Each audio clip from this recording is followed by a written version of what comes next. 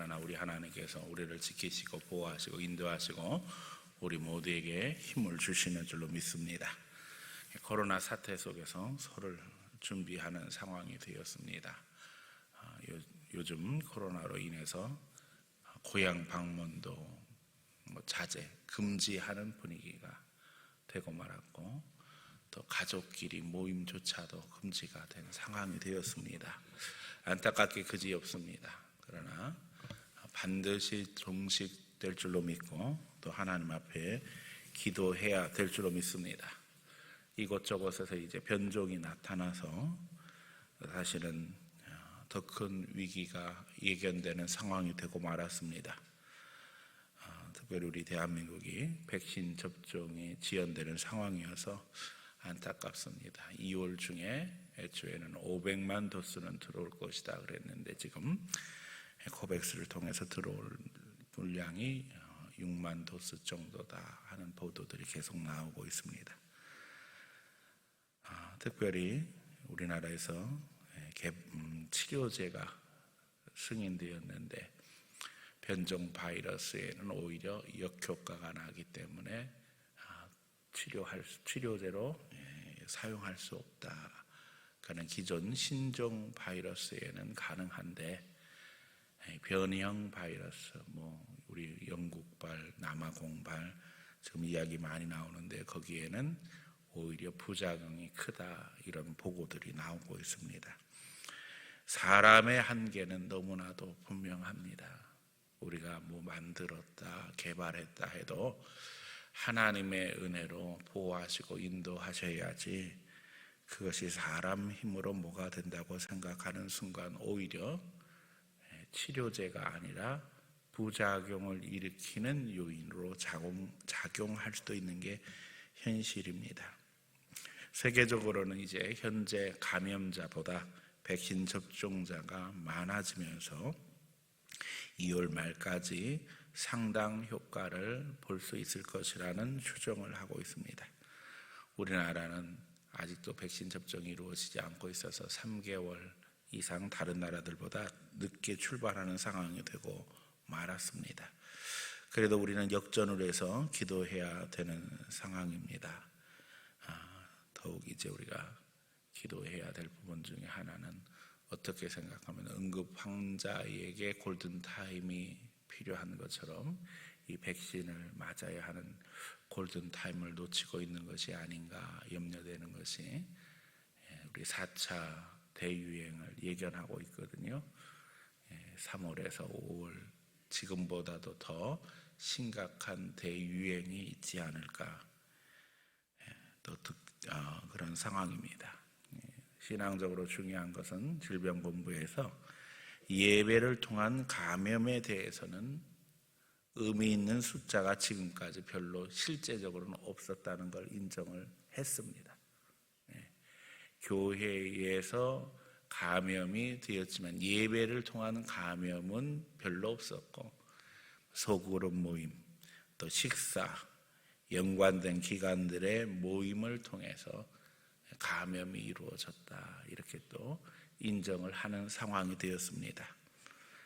실제로 국가에서 인가를 받지 못한 기관들이 뿐만 아니라 교회에서도 교회적으로도 인정되지 않는 단체들에서 이런 일들이 많이 벌어지고 있습니다. 진짜 분별력이 필요한 시대임을 우리가 절감하고 있지요. 하나님 앞에 지난주 그래서 시대를 분별하자는 말씀으로 말씀 증거했는데 오늘은 더 구체적으로 사람을 분별하자라는 제목으로 말씀을 드리려고 합니다. 세상에도 유유상종이라는 말이 있습니다. 비슷한 사람끼리 어울리게 되어 있다는 겁니다. 사람 분별하지 못하면 내가 어울리는 사람과 비슷한 취급을 받을 수뿐이 없다는 겁니다. 더 나아가 어울리다 보면 원하지 않는 영향도 받게 된다는 것입니다. 그래서 사람 분별해야 한다는 거지요. 이것은 그 사람을 비난하거나 평가하기 위한 것이 아니라 자기 자신을 먼저 지키기 위한 것이라는 겁니다. 오늘 본문은 예수님이 사람을 분별하시는 것을 보게 되어집니다. 나다나엘이 빌립의 전도를 받고 예수님께 나옵니다.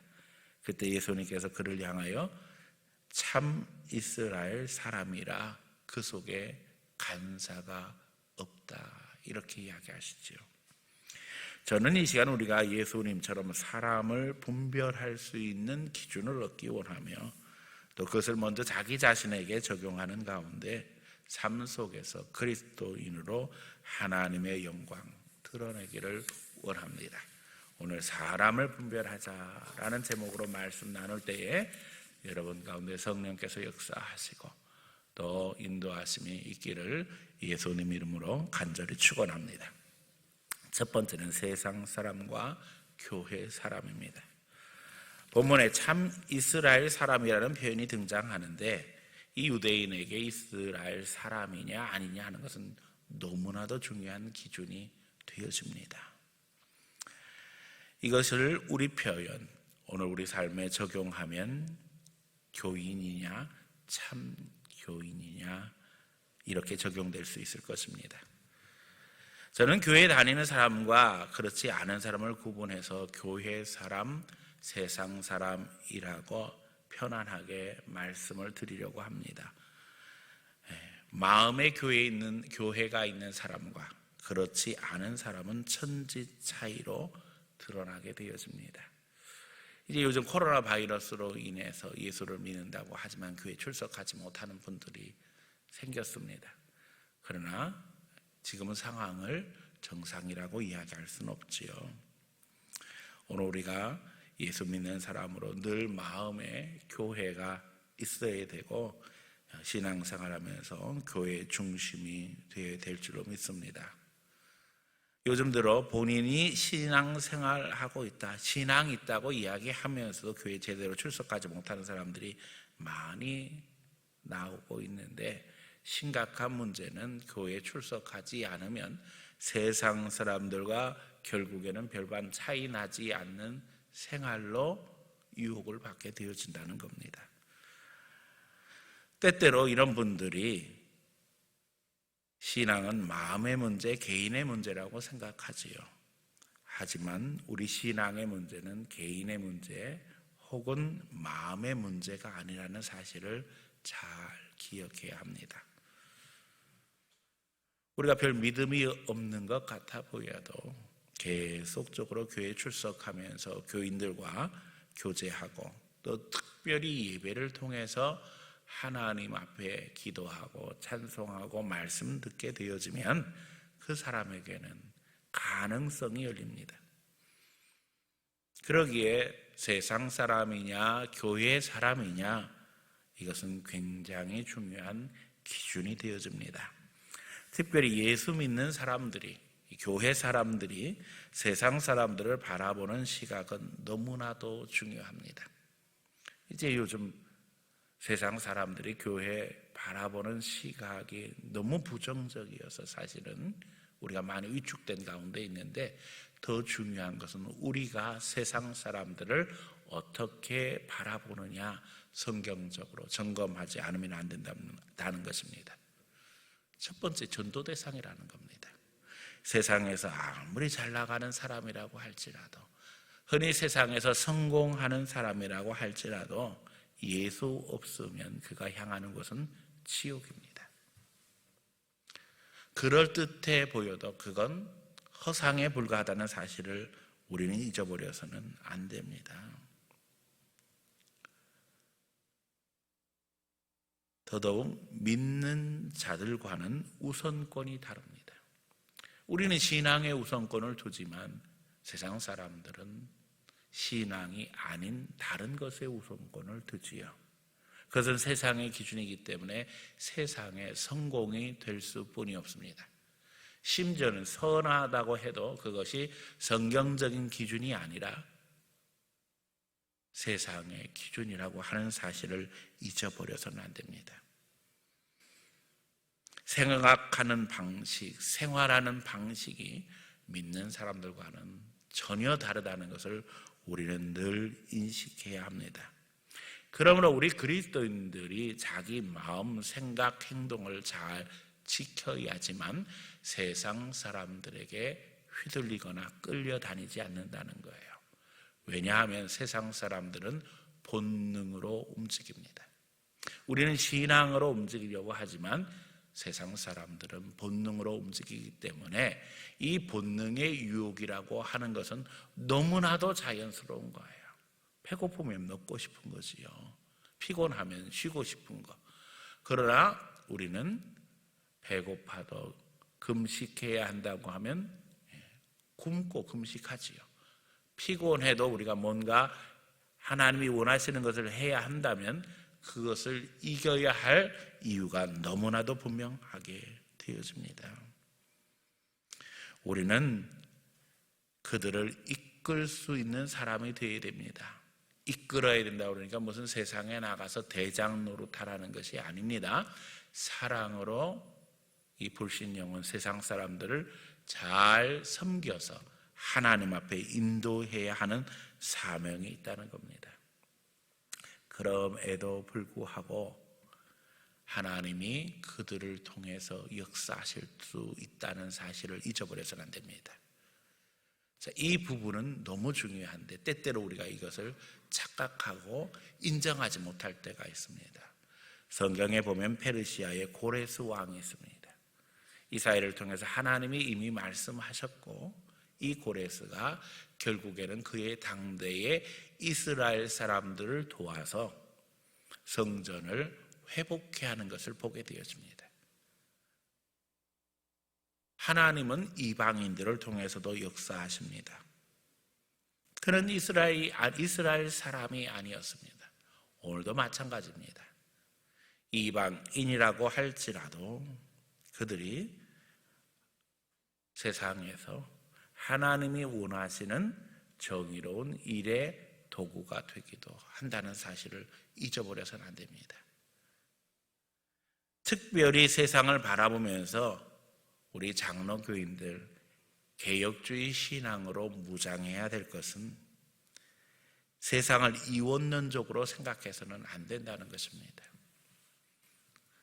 어떤 사람들은 세상은 타락하고 세상은 하나님의 은혜를 저버렸고 그렇기 때문에 세상과 타협해서도 안 되고 세상과 어울려서도 안 된다고 이야기합니다. 그러나 이원론적인 접근으로 나가서는 안 된다는 것이지요. 예수님은 분명하게 기준을 말씀하셨죠. 우리가 세상의 빛과 소금이 되어야 한다는 겁니다. 결국 우리가 빛과 소금의 역할을 제대로 감당하면 세상에는 하나님의 나라가 임하게 되는 겁니다. 그래서 우리는 늘 기도하잖아요.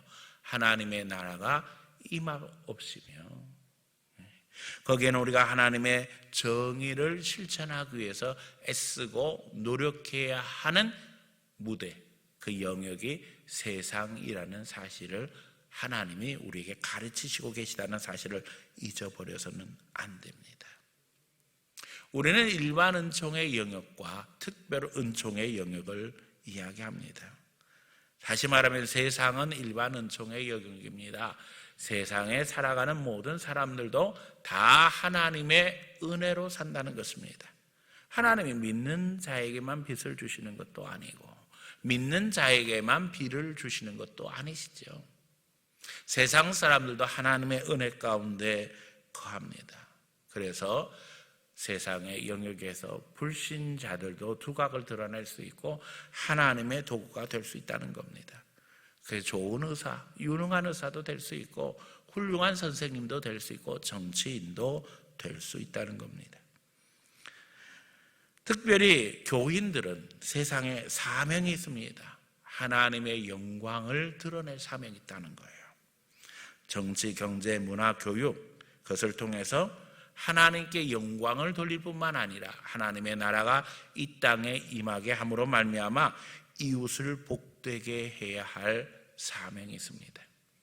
제가 늘 히브리서 11장 40절 강조하지요. 하나님이 우리 위해서 더 좋은 것을 예비하셨은즉 우리가 아니면 저희로 온전함을 이루지 못하게 하려 하심이라. 예수 믿는 사람들은 하나님의 은혜 가운데 더 좋은 것으로 체험받는 사람들입니다. 하나님이 우리에게 좋은 것 채워줄 때 잊어버리지 말아야 될 것은 거기에는 하나님의 계획이 있다는 겁니다. 우리를 통해서 저희를 온전하게 하는 것이 하나님의 계획입니다. 그러므로 우리는 하나님의 충만한 은혜를 받고 세상 사람들에게 이 은혜를 증거해야 할 사명이 있습니다. 물론 세상 사람들 중에 일반 은총의 영역에서 두각을 드러낼 수 있는 사람들이 얼마든지 있을 수 있다 말씀드렸잖아요. 오늘 우리가 그들을 인정하는 가운데 협력하는 방법도 배회합니다. 특별히 우리 그리스도인들이 여기서 잊어버리지 말아야 될 것은 예수 믿는 사람들은 세상 사람들과의 경쟁에서 절대 질 수 없다는 겁니다. 왜요? 하나님의 성령이 하나님 앞에 하나님의 나라를 이루기 위해서 기도하고 실천할 때 하나님이 도와주시기 때문입니다. 성령이 우리와 함께 하심으로 말미암아 우리에게 경쟁력을 더하십니다. 우리에게 지혜를 주실 것입니다. 우리에게 용기를 주실 것입니다. 평안을 주실 것입니다. 담대함도 더해 주실 것입니다. 여기에 더 나가서 성령의 열매, 절제와 온유함도 더하셔서 그야말로 싸워서 반드시 승리할 수 있는 능력을 더하신다는 겁니다. 그러므로 우리가 세상에 나가서 아직 예수 믿지 않는 사람들을 긍휼히 여기고 그들을 하나님 앞에 돌이키게 하기 위해서 애쓸 뿐만 아니라 그들의 한계를 분명히 인식하고 그들을 그리스도의 사랑으로 섬기는 가운데 이 영적 도전 속에서, 이 영적 전쟁 속에서 승리해야 한다는 것입니다. 우리가 세상 사람들을 대할 때에 교회에서 생활하는 사람들과는 엄청난 차이가 있다는 사실을 반드시 인식하며 조심하고 배려하되 전도의 문이 막히지 않도록 늘 애써야 됩니다. 안타까운 것은 때때로 성숙하지 못한 그리스도인들이 공공장소, 개방된 장소, 목욕탕, 찜질방, 대중교통 같은 상황 속에서 교회 이야기를 아주 쉽게 하고 더더욱 부정적인 이야기들을 함으로 말미암아 세상 사람들에게 하나님의 영광을 가리는 경우가 너무 많이 발생하고 있다는 겁니다. 세상 사람들에게 신앙은 많은 부분에서 비밀과도 같은 것입니다. 이해하려고 해도 그들에게는 이해되지 않는 부분들이 많이 있습니다. 우리는 너무나도 쉽게 이야기하지만 불신자들은 그 부분에 있어서 우리하고는 생각하는 수준이 다르기 때문에 우리 신앙에 대한 부분들을 그렇게 쉽게 이야기해서는 안 된다는 것입니다. 세상을 향한 그리스도인의 사명을 확인하고 더 성령의 인도하심 받는 성도가 되어져서 불신자들, 세상 사람들을 주님 앞에 이끌 수 있는 분별력 있는 성도들이 되기를 예수님 이름으로 간절히 축원합니다. 두 번째는 정상적인 사람과 그렇지 않은 사람입니다. 요즘 우리가 다 비정상 속에 있으니까 때때로 우리가 다 비정상 사람과 같은 일들이 벌어집니다. 하지만 이 정상이냐 비정상이냐 하는 부분은 매우 민감한 부분입니다.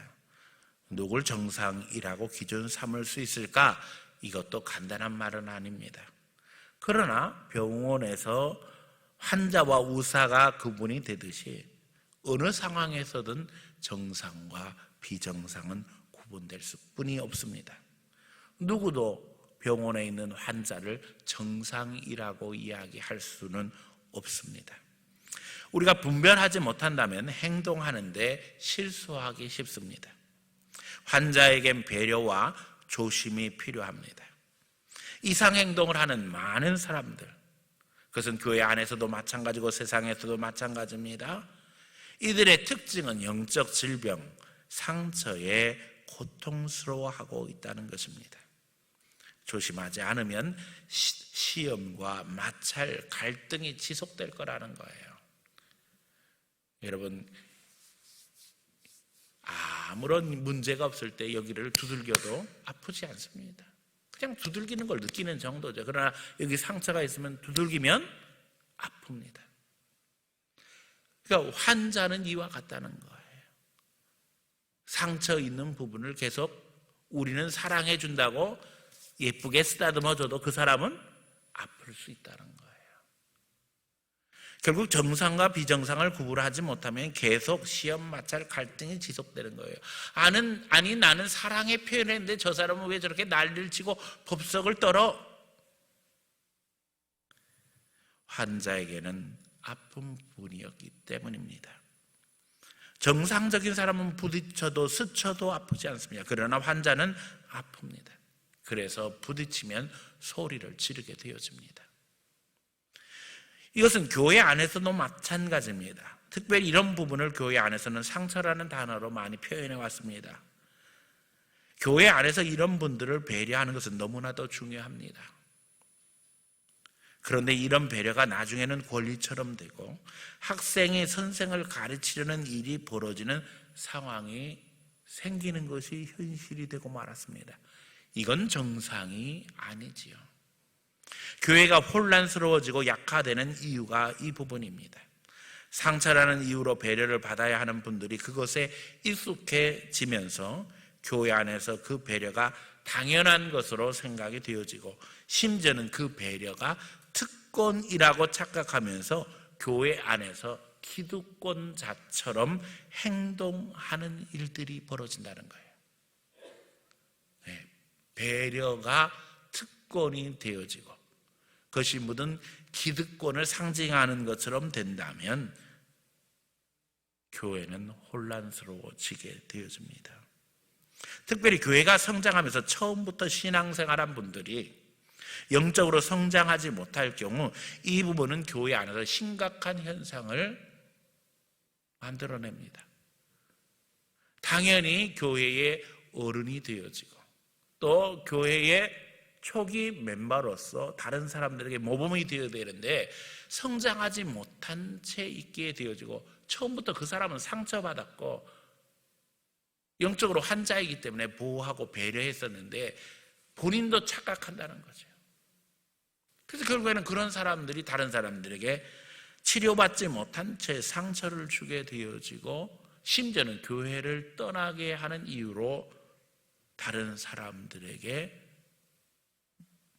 어려움을 준다는 거지요. 세상에서 말하는 꼴값, 세상에서 말하는 갑질이 여기에 속합니다. 여기 있는 분들이 잘 생각해야 될 것은 내가 이런 일 벌이지 아니하도록 하나님 앞에 성장해야 합니다. 더 이상 나는 상처받았다, 나는 배려받기 원한다, 이런 생각 절대 하면 안 됩니다. 하나님의 은혜 가운데 이기고 나가고 헌신하고 봉사해야 합니다. 무슨 나는 상처받았습니다, 이런 찌졸한 말을 하는 그런 사람이 되어서는 안 된다는 거예요. 믿음으로 이기고 나가야지요. 환자가 병원을 찾듯 상처로 어려운 분들이 교회를 찾는 것은 너무나도 당연한 일입니다. 하지만 병원에 오래 입원했다고 해서 의사가 되는 것은 아닙니다. 그런데 오래 입원하다 보면 듣는 게 많아지고 나름 아는 게 많아져서 새로 들어오는 환자들에게 선생 노릇하는 이들이 생깁니다. 교회에서도 비슷한 일들이 생깁니다. 본인의 상처를 치료받지 못한 채 오래 신앙생활하다 보니까 주워 들은 것은 많아서 목사 흉내를 냅니다. 나중에는 리더십을 형성해서 목사에게까지 도전하는 일들이 벌어집니다. 이게 정상은 아니지요. 특별히 오늘 우리 시대의 세상에서는 숫자만 많으면 그게 정상인 것처럼 생각되어지고 주장하는 경우가 많아졌습니다.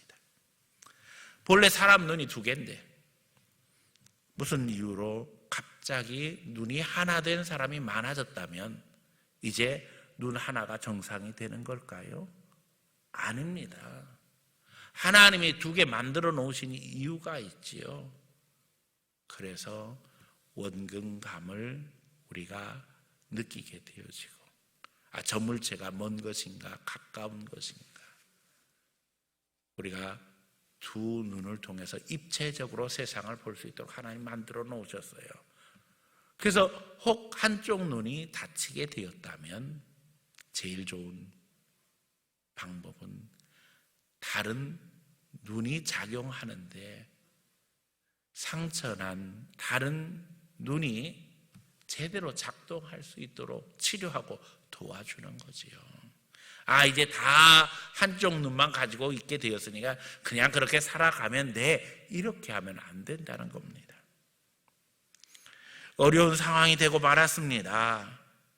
그리스도인들은 분명한 기준을 갖고 분별해야만 합니다. 내가 먼저 기준에 합당한 사람이 되기를 기도해야 하고, 기준에 합당하지 못한 이들을 볼 때에 배려해야 할 것은 배려해야 하지만 그들에게 끌려다녀서는 안 된다는 것입니다. 정상적인 사람이 되기를 기도해야 됩니다. 교회 안에서나 세상에서나 비정상적인 사람이 되어서는 안 됩니다. 특별히 그래서 믿는 이들은 성령으로 거듭나 새로운 삶을 살아야 된다는 겁니다. 예수님의 모습이 우리의 기준이 되어야 하고, 그 말씀 따라가는 삶이 정상적인 삶이라는 생각 가운데 우리는 하나님의 나라의 새로운 삶을 추구하는 그리스도인이 되어야 합니다.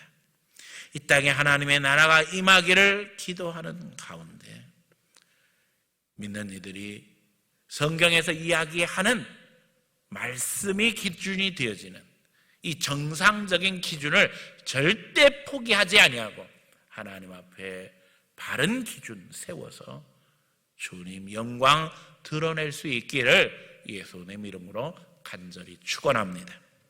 세 번째는 거듭나지 못한 사람과 거듭난 사람의 차이입니다.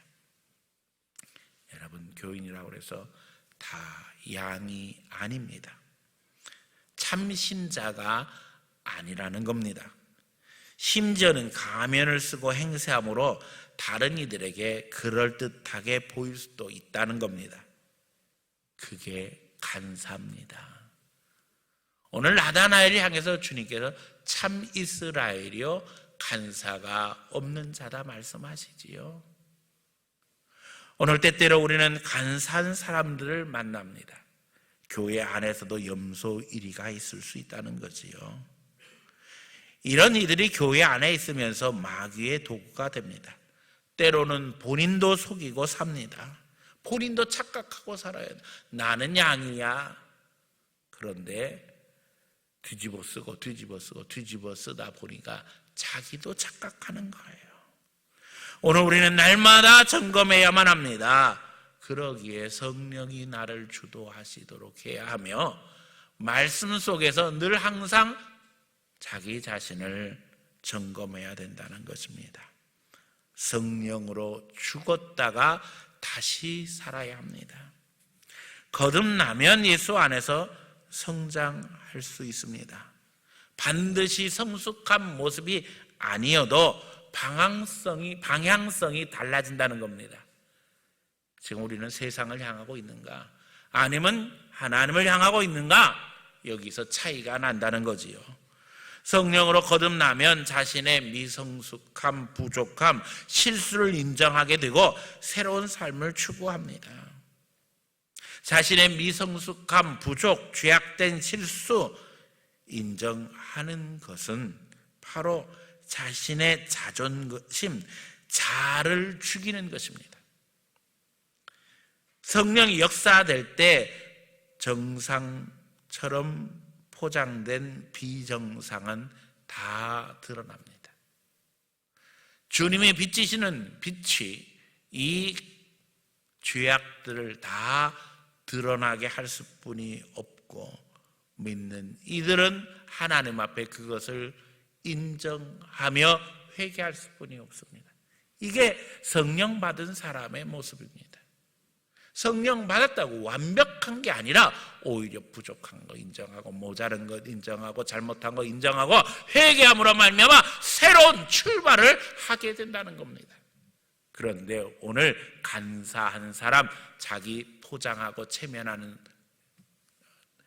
포장하고 가면 쓰고 살아가는 사람은 절대 그렇지 않은 것처럼 행동하죠. 자기는 의롭고 자기는 똑똑하고 잘난 것처럼 행동합니다. 마귀는 인정하는 순간 사람들이 너를 무시하고 하나님도 너를 외면할 것이라고 속삭입니다. 그래서 분별력이 필요합니다.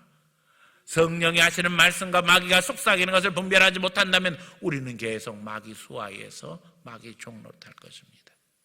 하지만 성령님은 우리에게 말씀하시죠. 너는 거듭나야 된다. 새로워져야 된다. 죄악을 인정하고 잘못한 것을 인정하고 새로운 삶을 출발해야 한다. 오늘 우리가 주님 안에 우리의 자존심을 포기하고 인정할 때에 그리스도의 십자가를 붙드는 감격 속에 성령의 새로운 역사를 체험하게 되는 것입니다. 예수님께서 우리를 위해서 십자가에 죽으셨습니다. 본래 인생은 연약하고 부족하고 모자른 쇳덩어리입니다. 그것을 인정하는 순간 그리스도의 십자가의 보혈의 감격 속에 들어가며 이 연약한 인생을 위해서 예수께서 죽으셨다는 사실을 감격 속에 받아들임으로 우리는 새로운 삶으로 중생의 체험, 거듭남의 체험을 하게 되어지는 것입니다. 새로운 영적인 삶에 대한 의지와 욕구가 생기게 되어지고 그 가운데 역동적인 인생으로 바뀌게 된다는 것입니다. 오늘 거듭나지 않은 사람과 거듭난 사람은 똑같이 교회 안에 있어도 그야말로 천지차이입니다.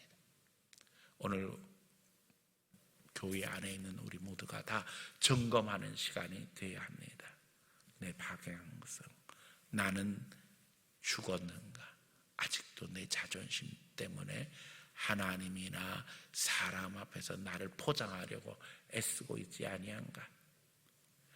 자기는 그럴듯하다고 포장하는 사람일수록 사실은 다른 이들을 비난하고 평가하는 일에 바쁩니다. 본인의 부족함을 깨닫고 하나님 앞에 죄악된 것을 인정하는 그 순간 변화되어지는 것은 다른 사람들의 부족한 모습, 연약한 모습, 심지어는 죄악된 모습을 볼 때에 그것을 비난하거나 평가하는 것이 아니라 애통하게 되어지며 눈물 뿌려서 그 영혼과 그 상황을 위해 기도하게 된다는 거예요. 세상 사람도 이야기하잖아요. 빈 수레가 어떻다고요? 요란해요. 수레가 가득 차면 요란할 수가 없다는 거예요. 여러분, 싼 차와 비싼 차의 차이가 뭔지 아세요? 싼 차는요 덜렁덜렁합니다. 그런데 비싼 차 타보면 승차감이 다릅니다. 조용합니다. 결국 그 차에 신앙생활하면서 성령 받지 못하면 그냥 덜렁덜렁하고 나만 알아주세요, 내가 최고예요, 내가 잘났어요, 맨날 그거 하려고 애쓰지만 은혜 받고 성령으로 거듭나면 부족함도 알게 되고 연약함도 알게 되고 그런 가운데 하나님 앞에 기도하게 되어지고 다른 사람들을 봐도 잘못하는 것을 봐도 그저 사랑의 마음으로 감싸기 위해서 수용하기 위해서 기도하기 위해서 하나님 앞에 발버둥 치게 된다는 것입니다. 오늘 빌립의 전도를 받은 나다나엘이 무화과 나무 아래서 어떤 일을 했는지 우리는 알지 못합니다. 그러나 하나님은 다 알고 계셨습니다. 예수님은 다 알고 계셨습니다. 이 시간 하나님이 나를 보고 계신다는 것을 인정하시기 바랍니다. 그리고 예수님이 말씀하신 것처럼 간사 없는 참 그리스도인으로 인정받을 수 있는 성도들이 되시기를 축원합니다. 하나님에게 또 사람에게 인정받는 참 신자, 그리스도인으로 간사함 없는 성도가 되어 우리가 삶 속에서도, 관계 속에서도 하나님의 영광 드러낼 수 있어야 합니다. 하나님을 향해 방향성을 정하며 세상을 향해서도 분명한 하나님의 기준을 갖고 살아갈 수 있는 그리스도인이 되어야 합니다. 교회에 와서만 교인인 척하지 말고 세상에 나가서도 빛과 소금의 역할을 감당할 수 있어야만 합니다. 분별력 있는 성도들 되시기를 축원합니다. 우리는 세상을 판단할 자요 판단받을 자가 아니라는 사실을 기억하면서 더 이상 마귀가 우리를 주장하지 아니하도록, 또 세상에서 마귀가 더 이상 판치지 아니하도록 우리가 하나님 앞에 주도권을 갖고 성령으로 거듭난 사람으로 예수 능력으로 내 자신을 제어할 뿐만 아니라 세상에 나가서도 하나님의 역사를 이룰 수 있는 믿음의 사람이 되어야만 합니다. 우리 성도들 모두가 다 좋은 사람이 되기를 축원합니다. 또 좋은 사람들을 만들 수 있는 사람이 되기를 원하고 좋은 사람들과 교제할 수 있기를 부탁드립니다. 더 이상 마귀가 사람 통해 틈타지 않도록 분별력을 소유하며 우리 삶의 말씀이 분별력의 기준이 되어서 성령의 인도하심 속에서 하나님의 영광 드러내는, 인정받는 신자, 하나님 앞에 믿음으로 사는 사람, 주님 영광 드러내는 거룩한 주의 역사 이르기를 예수님 이름으로 간절히 축원합니다.